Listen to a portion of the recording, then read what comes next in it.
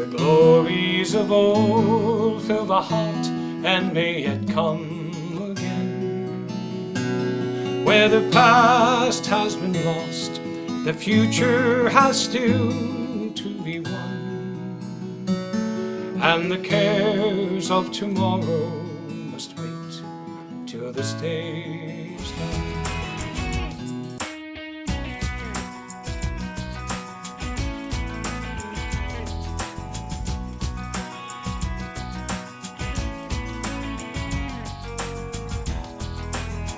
Hello everyone, I'm Eszter Vajda and welcome to Hometown Talents and Treasures. Our guest is Brian Corcoran. Since the age of 10, he's been playing and singing the guitar for others. Today, he travels across Massachusetts playing at nursing homes and for hospice patients. By the way, he also takes tours to Ireland where he entertains throughout the trip. We caught up with Brian at his home in Andover. Well, welcome to Hometown Talents and Treasures. Thank you so much. You've been playing the guitar since you were 10. About 10 years old, yeah. And now you're playing at some elderly facilities and hospice. How did all of that come about? I probably in 2004, I started, as a favor, went down and sing at one of the local nursing homes, and it just kind of took off from there. You know, I really enjoyed it. I enjoyed the music, a lot of the music from the 40s and the 50s and the 30s, and that's how it started. You know, you said that it's easy for you to play music, but difficult for you to talk, especially when you're in a hospice situation. Talk to me about the message that you're trying to portray with the music you play.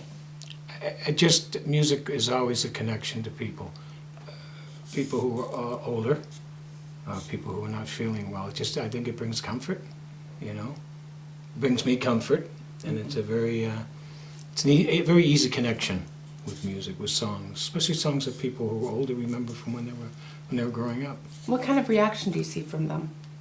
Oh, you can see it in their eyes. I always tell people, if you could see what I see, especially with some of the elderly people, the recognition of songs, they'll know every word. They won't tell you a conversation with them 5 minutes earlier, but they'll know every word to the songs when they were young, growing up. And you have been playing since you were 10, but you also played in some bands? I actually started with my brother. It was my brother John, my oldest brother, was the first teacher I had of music when I was very young. And then we sang together. I was 16, he was 21 when we started together, and we worked for quite a number of years together. Mostly doing Irish music. That's how I made my living, doing Irish music for a long time. And I just love the story that you actually stayed home and took care of your kids. Oh, well, I was very fortunate. Now, my wife Jane, she worked, during the day, and I was still singing in a lot of clubs at night, so it worked out where I was home during the day and singing at nights as my girls were growing up. So it worked out very well. And you also travel to Ireland and take people I do on tours. Irish I do that, trips. yes, I love that. I work with Brack Tours, very good friends of mine, Peter Clark from Dublin, and Brack Tours.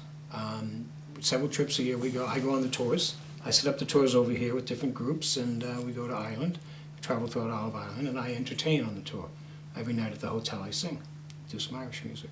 You play music every single day, 7 days Every a day. week. Oh, I sing every day. Does it get old? I'll walk through the kitchen sometimes with my guitar is, and I'll stop because I either feel like singing a song or there's something I'm thinking of, and I'll just stop and I'll play a couple of songs and I'll put the guitar away and I'll just keep going, doing what I was doing. I do it all the time. It's like therapy for you. Yeah, it is. Almost. No, it really is. It is therapy for me. I consider it a gift. I really do. It's a gift that I got.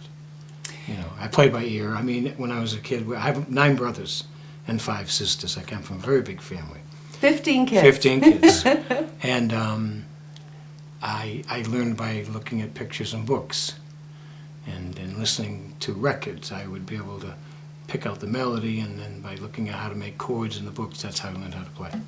You taught yourself? Oh, kind of, with the books. Mr. Mel Bay books. I'll give Mr. Mel Bay plugs.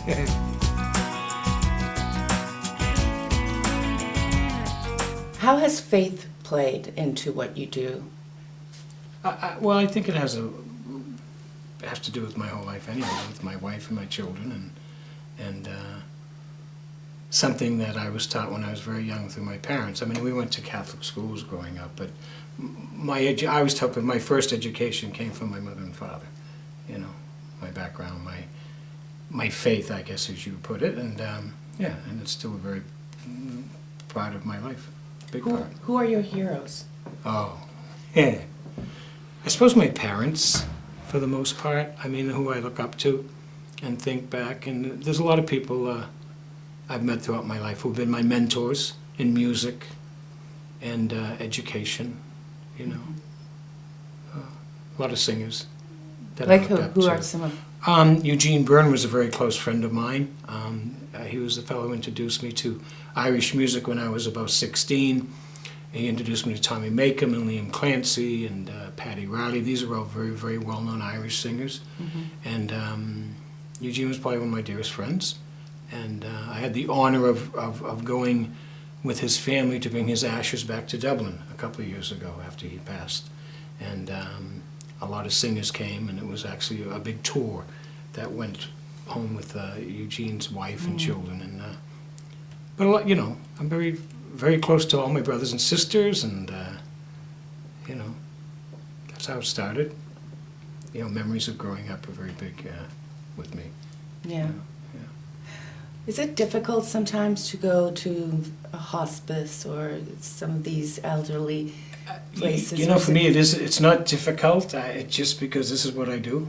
I sing. Yeah. You know, singing is easy for me sometimes. There are times when it's emotional, when it's a close friend or a relative.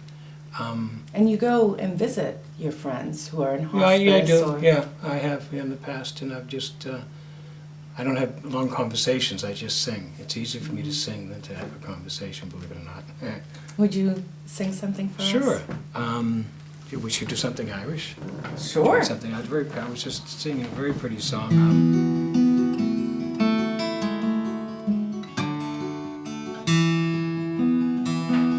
And come by the hills to a land where fancy is free. Sing while the birds fill the air with their joy all day long. Where the trees sway in time, even the wind sings in tune, and the cares of tomorrow must wait till this day is done.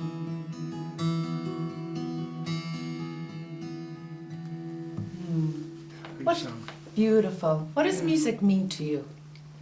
Oh, it's just part of my life, part of my existence, I guess you'd say.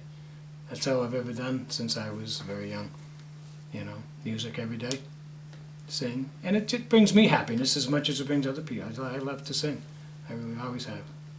You know, and it's brought me to places throughout the United States, throughout Canada, throughout Ireland. I've met so many great people.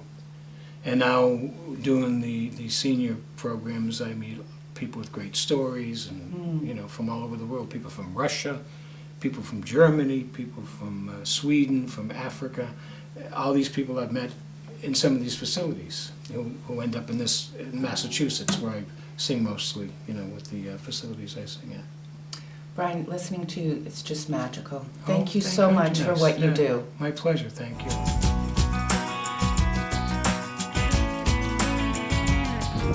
That's our show. Thanks so much for watching. And if there's someone or an organization you'd like to see featured on Hometown Talents and Treasures, email me at esternvajda@gmail.com. Remember, it can be anyone.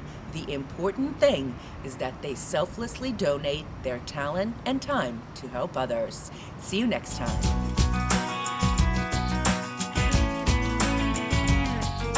When first I saw the love light in your eye, I thought the world had not but joy for me. And even though we drifted far apart, I never dreamed, but when I dreamed of thee, I love you as I never loved before. Since first I met you on the village green, come to me ere my dreams of love is o'er. I love you as I loved you when you were sweet, when you were sweet. 16.